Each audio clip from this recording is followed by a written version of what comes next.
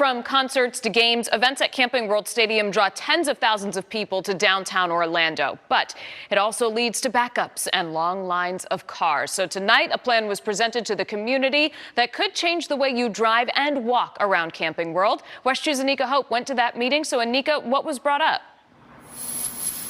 A lot of excitement about cutting down on traffic, but also a lot of concerns about ensuring any changes benefit the people who live nearby, not just drive by, because this stadium is unique in that it's situated near a lot of homes. Sitting in traffic around Camping World Stadium, that can take you longer than enjoying an event on the inside. That's what several folks told us at a meeting to fix the mess Thursday. I got caught up in it. I didn't know it was a concert going on.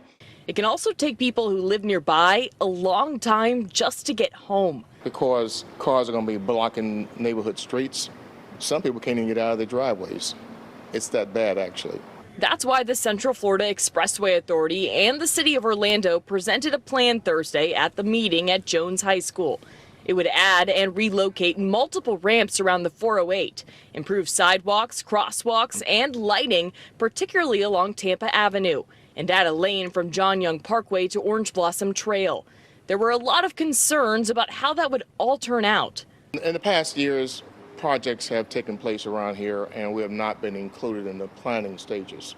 Transportation officials promised to be sensitive not only to event goers, but also neighbors. We always like to get the impact from the community because they live here, and their input is vital, really, to the success of this project. The next public meeting will likely happen in January, and if all continues, construction could begin by the summer of 2023 and completed by late 2025. It needs to be a better system of flow of traffic in this area, especially during event time. So how would they be sensitive to event goers and people who live nearby? We're told they would keep construction to a minimum during the day, during people's commute times, and also during those big events. We're live in Orlando. Anika Hope, West 2 News.